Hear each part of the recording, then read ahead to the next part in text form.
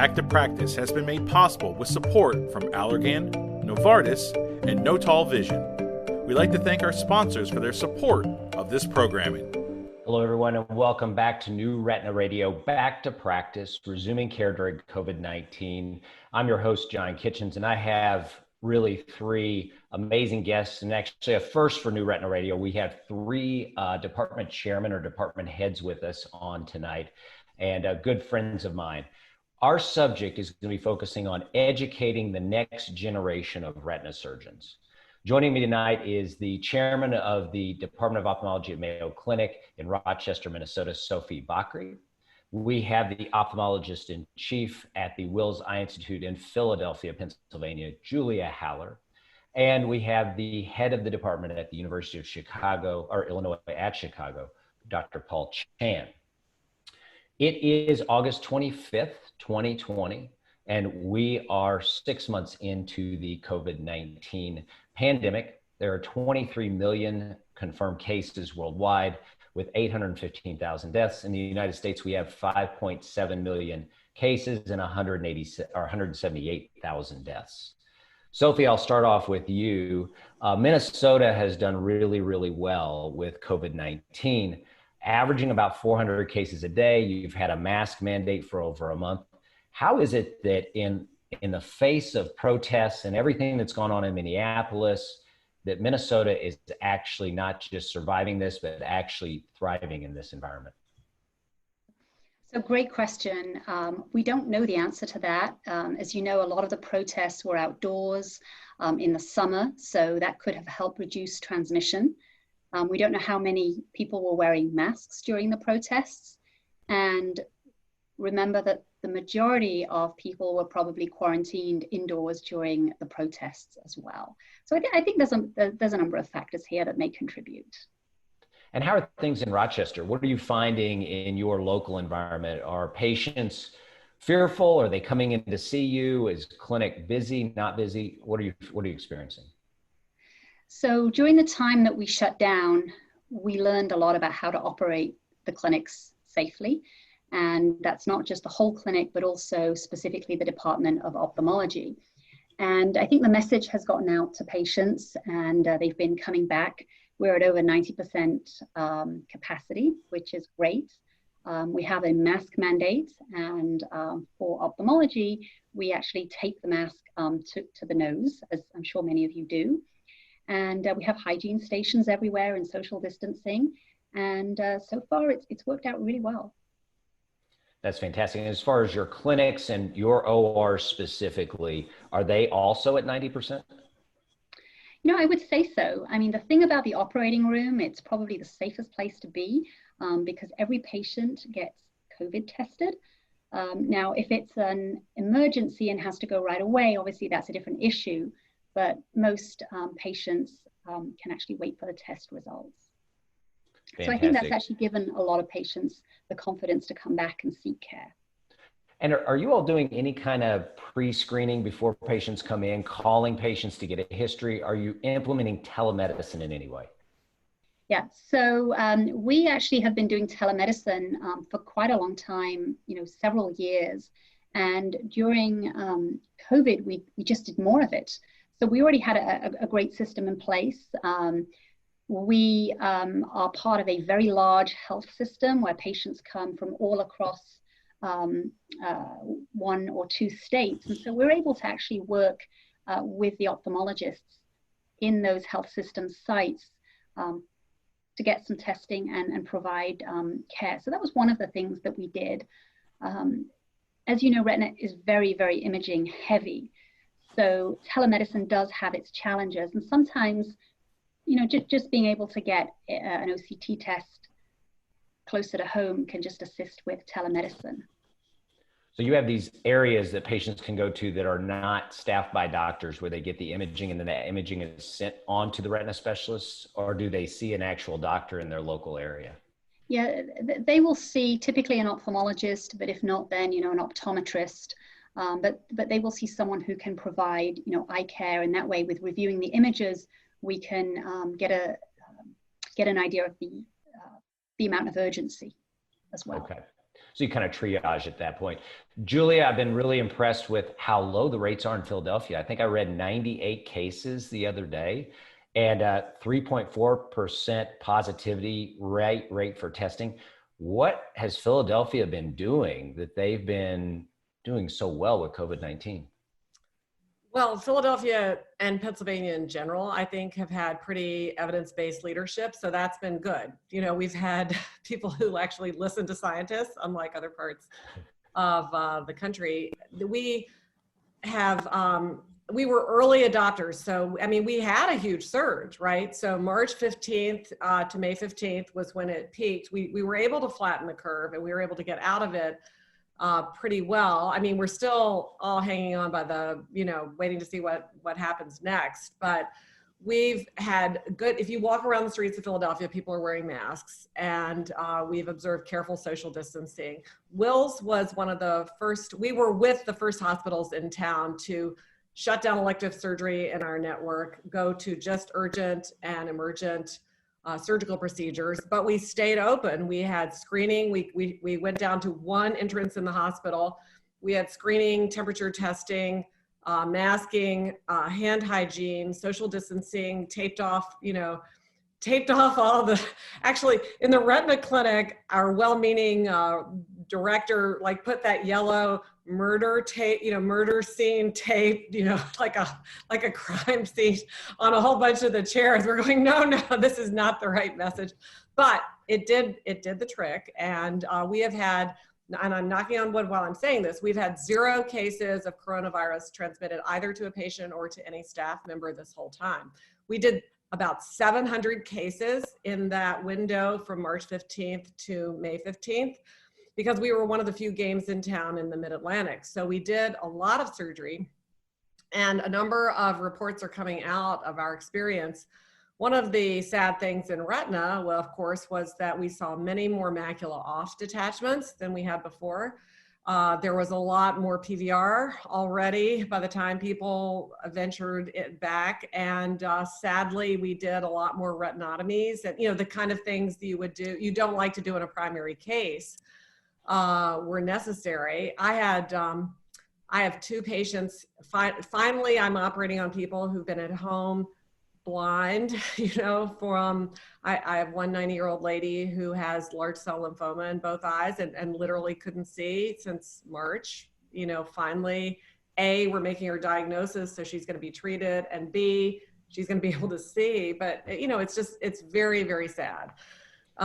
We then had a huge backlog to catch up with, but as you mentioned, the city has been safer, but we've also been hit by the social injustice movement. A lot of publicity about the early looting with the first, the first marches in Philadelphia, unfortunately, were infiltrated by hoodlums. After that, we had many, many, many peaceful marches, but of course the press likes to show the boarded up windows on Walnut Street. So, people were scared to come in for a lot of reasons, not just coronavirus. So it's been a very stressful time. And I think all of us are seeing that. I know for me, I feel like I'm more a psychiatrist than a retina specialist a lot of the time, because everybody, everybody's under a lot of stress and bearing a lot of burdens. But we're up to 90, 100% of our care.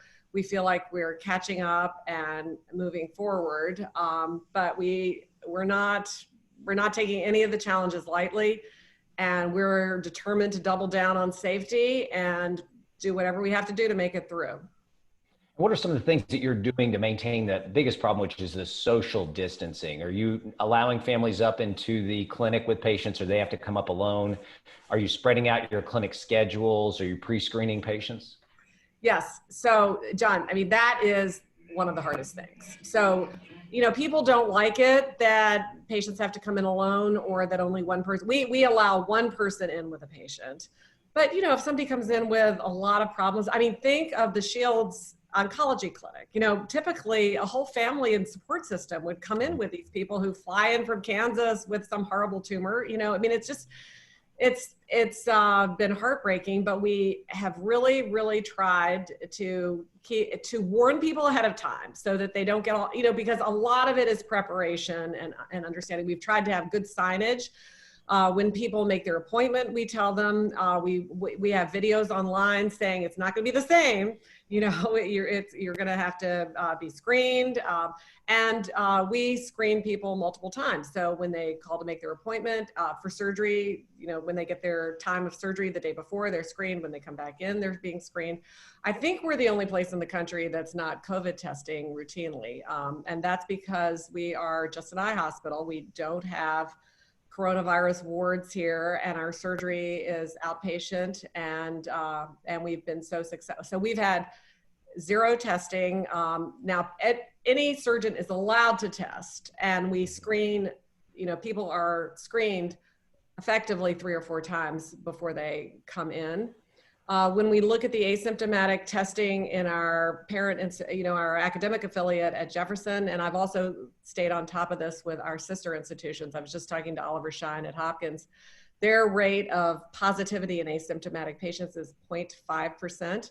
So Oliver's figuring that you need to be, it's about 1 in 300,000 chance at Wilmer, but they're testing everybody. So all 300,000 of those patients are tested for that small chance that, and we feel that the social distancing, the masking, and all the other precautions we take are offsetting that, and we're putting our bandwidth in the maximum return on investment processes that keep us safe.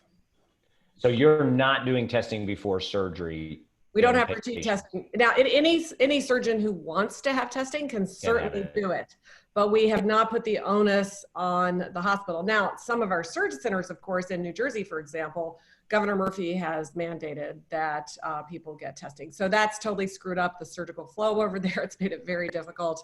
I think we're back on track, but it's a complicating factor. You know, it's probably our number one thing that is aggravating, at least in our practice, about delaying surgery is they're always, you know, needing COVID testing. They'll get it someplace outside. The test won't be back. The surgery center will cancel it.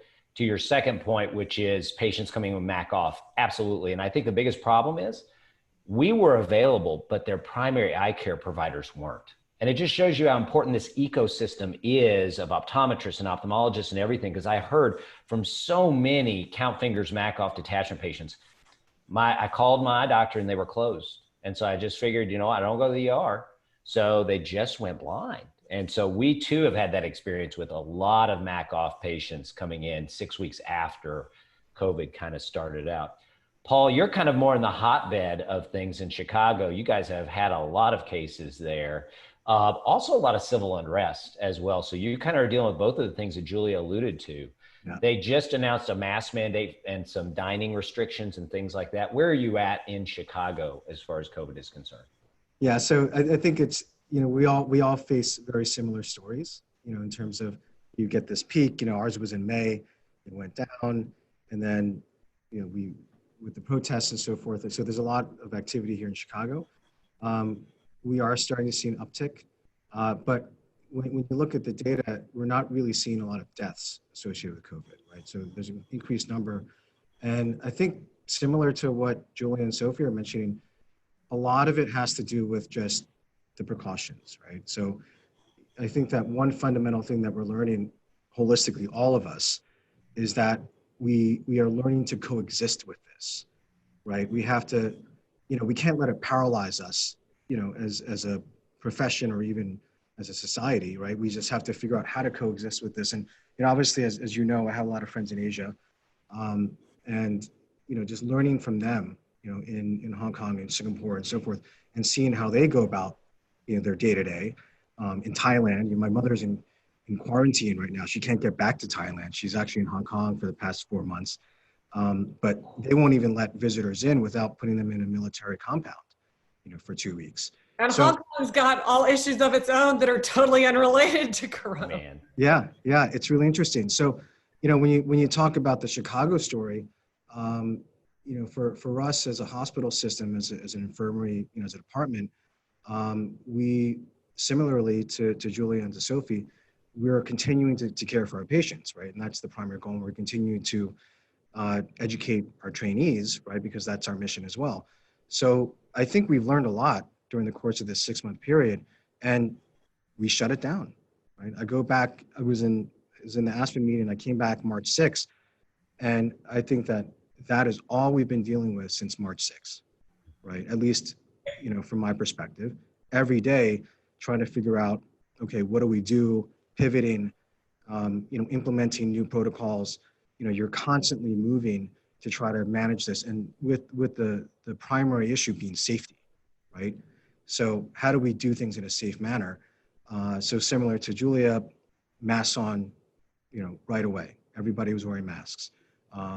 Social distancing, completely changed our workflows, right? So kind of changing the way that we practice, at least in our department, and then trying to deal with the whole issue about shutting down elective surgeries. How do we get the surgeries back that actually need to go?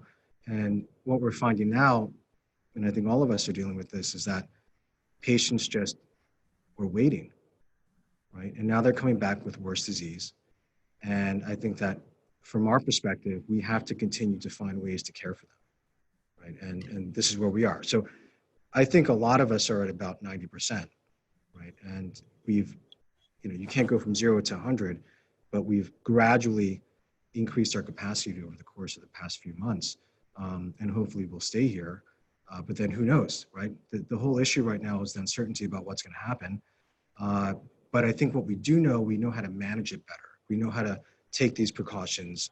And collectively, I think as a department, as a profession, one of the great things is that our academy has been extraordinarily proactive in providing us with guidance on how to manage these things and taking the safety protocols. So, we have a community that's very invested in doing this. And I think that's why I see ophthalmology in general at this capacity.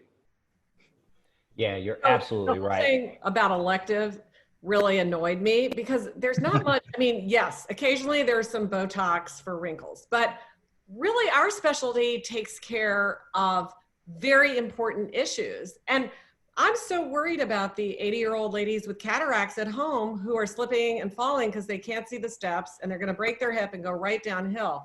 Yes, it's elective, but the public understanding of elective in terms of its applicability to ophthalmology has been a little bit of an issue for us, particularly in our outlying surgical network, where a lot of our primary stuff is done, the cataracts and things like that.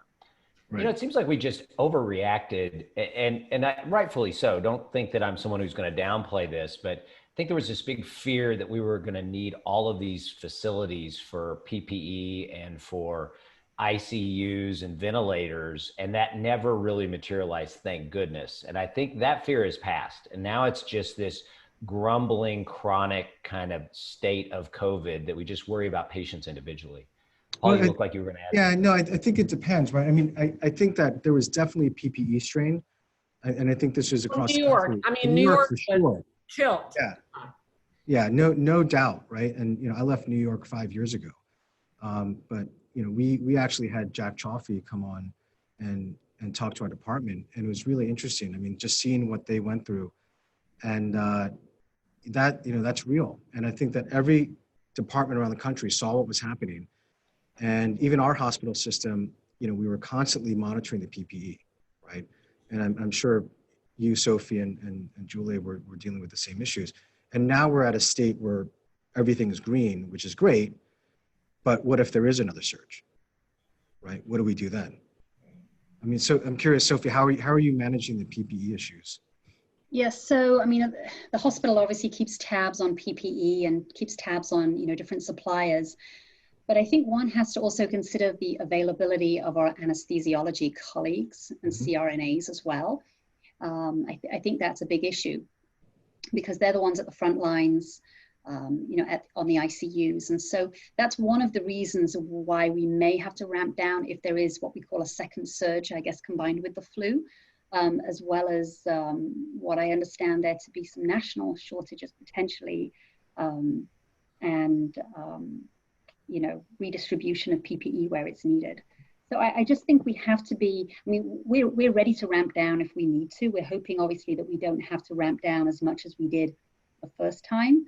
But I think now we have a better understanding and that initial sort of March, April shutdown was really an investment in regrouping when it comes to things like PPE and safety precautions.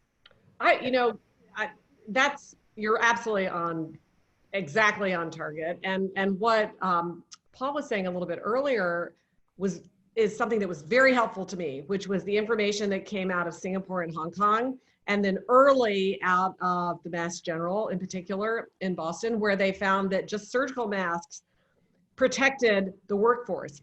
Mm-hmm.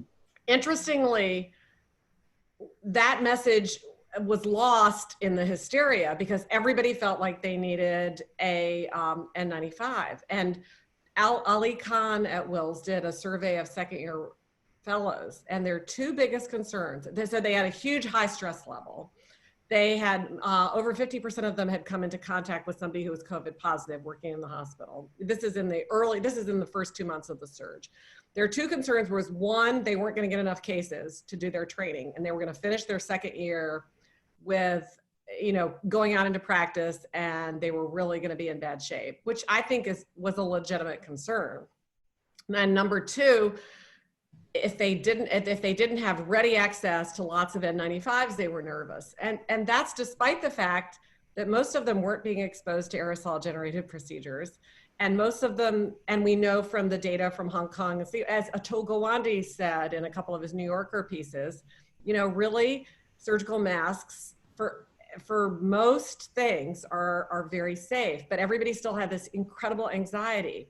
So one of the things, Paul, to your point, what our head of audiovisual, Jack Scully, says, I have COVID respect, but I don't have COVID paranoia. And I think that's a little bit of the switch. I mean, we still have to have respect. And to me, the hardest part of the respect is the long, agonizing grind where everybody's got PPE fatigue, and yet we have maybe a year. I mean, who knows how long before we can have the vaccines that to feel like we have a safety cushion that we don't have now.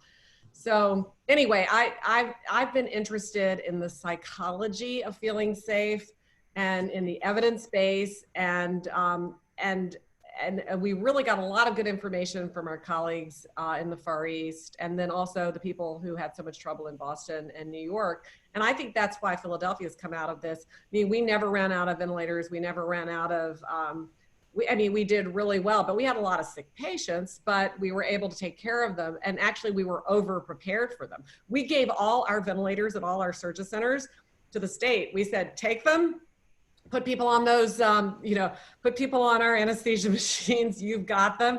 Not one single one got used. That's fantastic. You brought this up, Julie, and we could go on and on about this forever, but fellows, you mentioned that your fellows were most concerned about getting enough cases.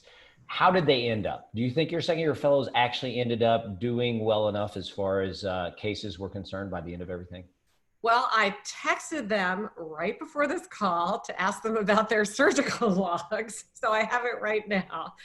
And they would have been on track for about 1,250, 1,500 cases. And they ended up with more like 900. So they were under 1,000.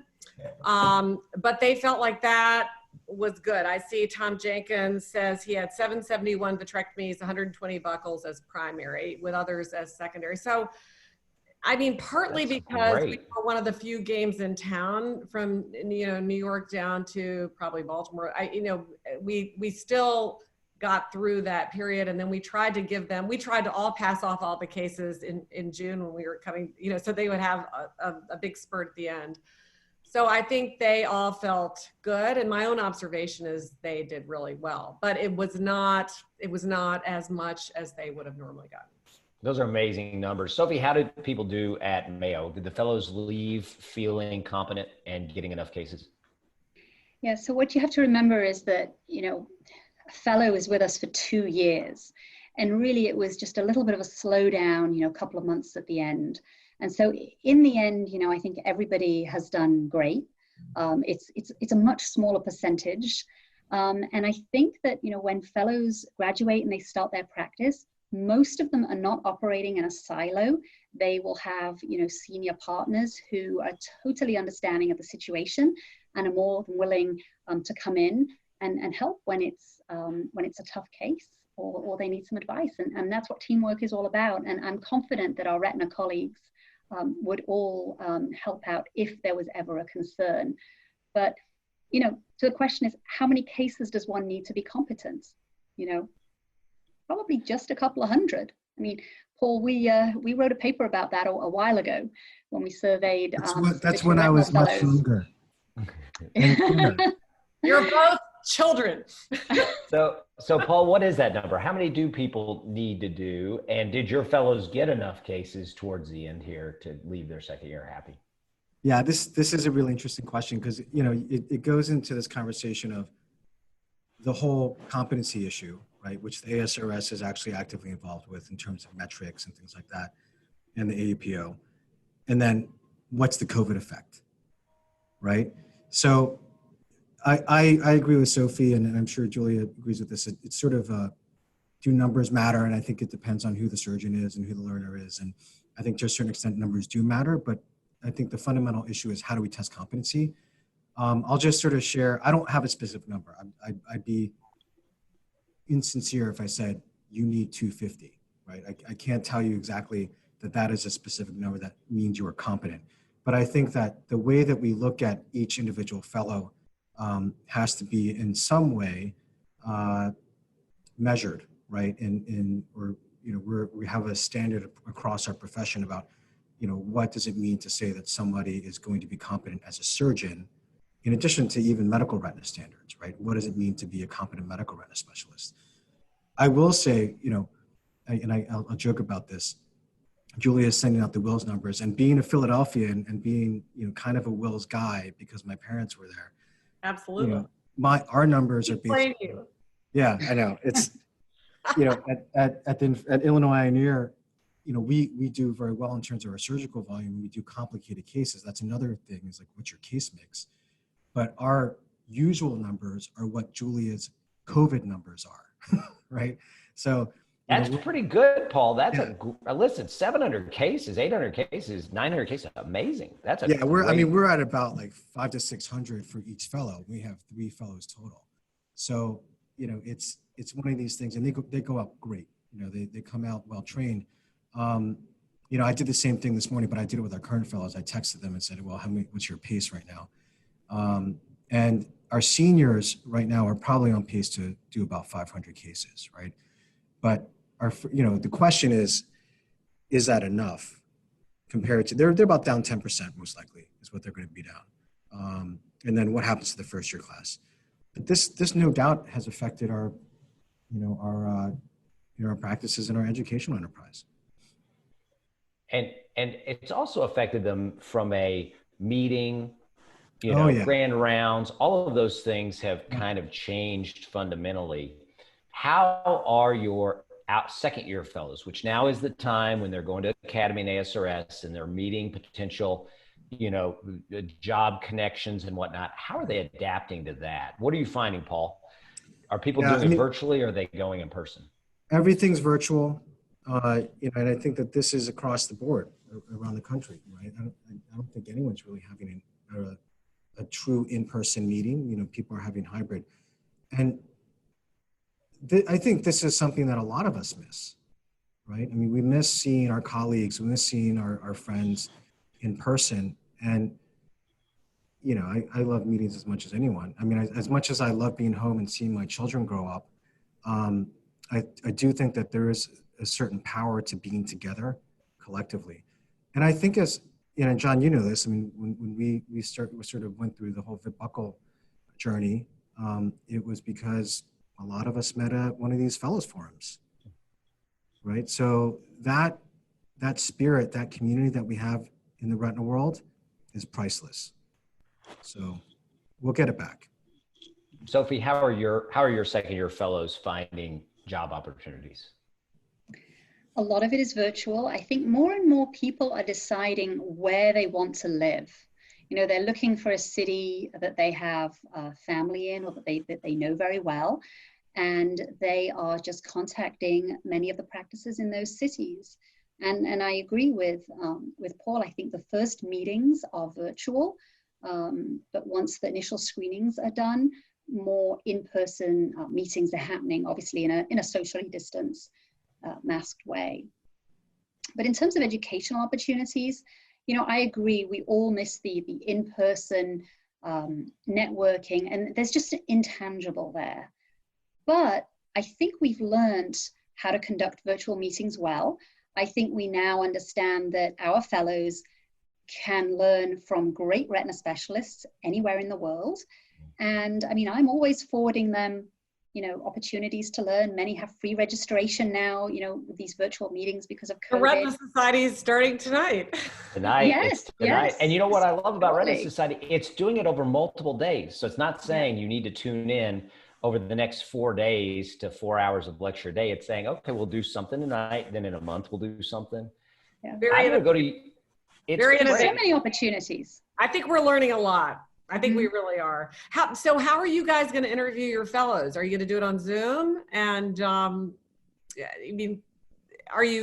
we're thinking, we always end up talking to places where people trained, because our friends there are the ones we really count on for the, thumbs up, because these are people we live with very intensely for 2 years. So we want them to be the kind of person that's got the interpersonal skills that we can wake up every morning and go to the OR and see, We're Zooming, Julia. We're setting up Zoom interviews, and that's how we're going to interview people. But it is a lot of word of mouth. It depends on who.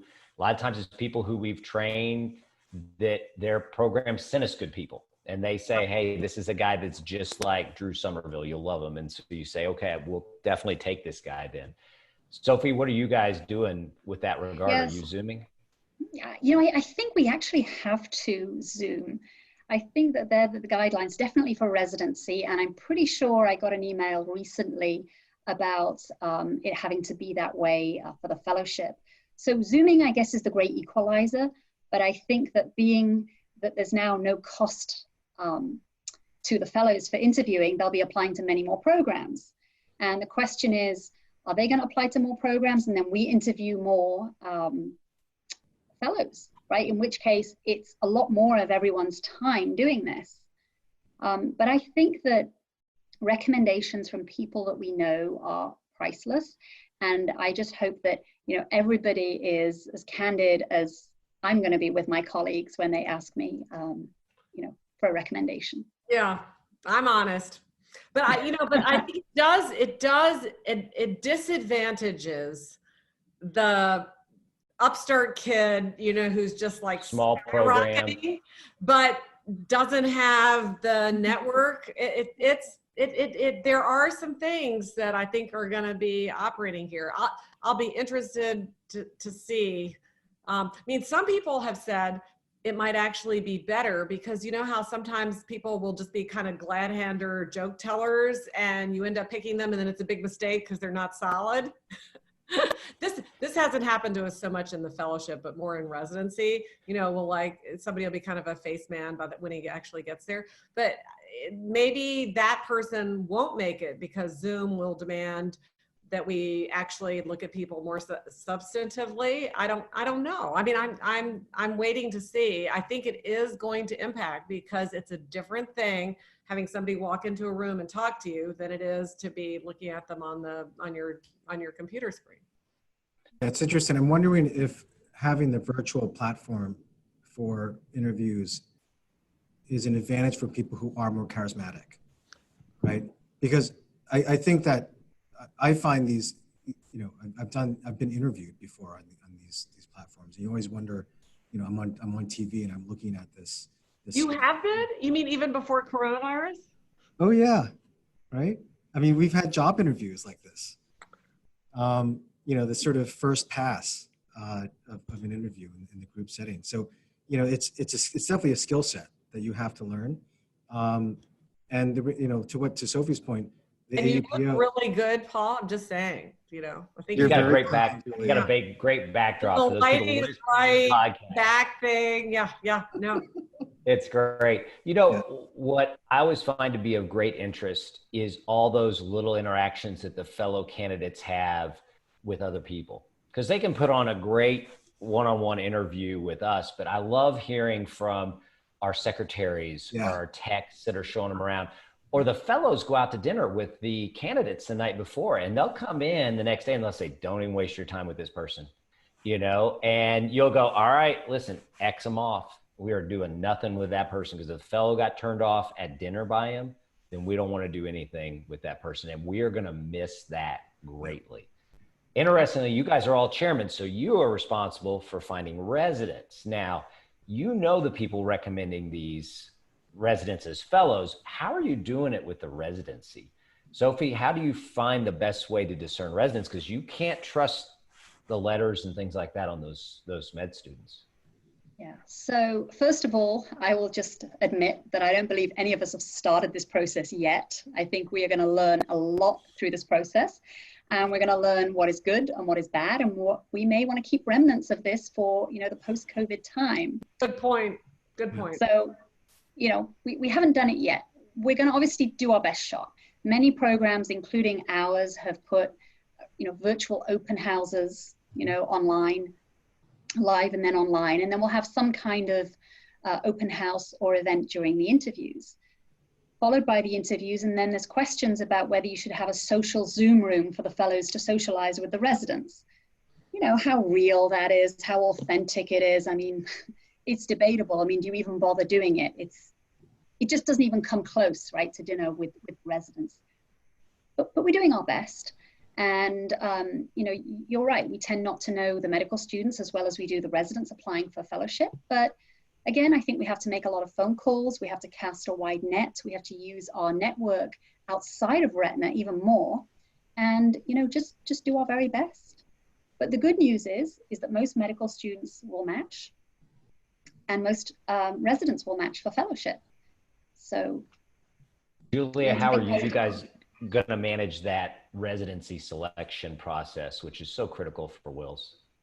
Well, we're thinking about it a lot. And, you know, a lot of people are already out of the gate with, I think they call it fizzy videos.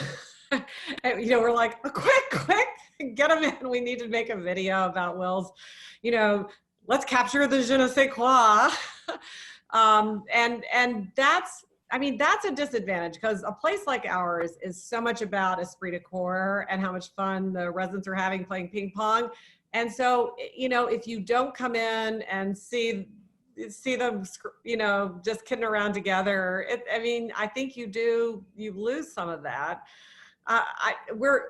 JP Dunn was saying the other day that he thinks there's so many great programs that if you look, like in the last 5 years, have just skyrocketed, but they're little programs. But, you know, a lot of great applicants would go, oh my God, this is fabulous, once they saw it.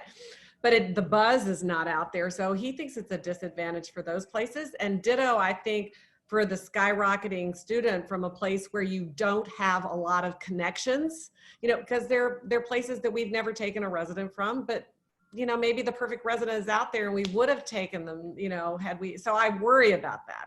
But we're spending a lot of time thinking about what platform we use. We are mindful of the AUPO guidelines. You know, they are just cracking down. They're going, you guys can't have, you know, send out free beverages and everybody joins us on Saturday. No, you know, so they're trying to control that. And we're trying to abide by those guidelines. But at the same time, we're trying to be warm and welcoming and talk about how much fun we have in Philadelphia and the incredible volume of patients and pathology we see here and how we love to work together. But, you know, we're worried about it. We're worried about it. We're thinking about it a lot. Paul, advice on how you're going to do residency? Residency interviews or just residency? Yeah, residency interviews. I think residency in general is going to have some of the issues we already talked about, but your residency interview process. Yeah, it's interesting. So one, I think we're all subscribing to the Zoom platform, right? It has to be well coordinated. One of the things that, just to comment, I'll agree with all of the above, what Julie and Sophie mentioned.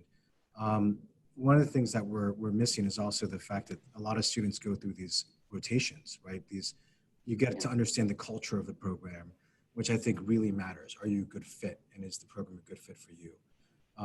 So some programs like ours, you know, I'm fortunate to have really good PD and a good medical student director who put together this virtual elective, right? So, and they have these weekly discussions with the residents and so forth that come through. It's going to be hard, right? And the question is, they did put a cap on the number of programs people can sort of interview at and so forth, but still, it's going to be hard to really get a feel for what's happening, right? So I think that to a certain extent, it's going to be more important for people to do their due diligence now, right? As opposed to just saying, great, I got an interview, I'm going to deal with all those questions ahead of time. And there's a student from Toledo Bilal, who's been doing a lot of this for the medical students. I think he's been doing a great job trying to get information for everybody. But I think right now, people have to start asking questions and getting the information that they need, even though it does seem early, right? Even though you haven't gotten an interview. And I think we have to do the same.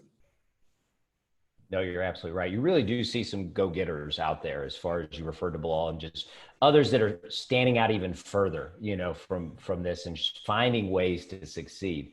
All right, my last round of questions here for you guys centers around 2 brand new chairmen and 1 experienced chairman. So, Sophie, question for you. What is your greatest challenge you've faced since taking over as chairman at Mayo?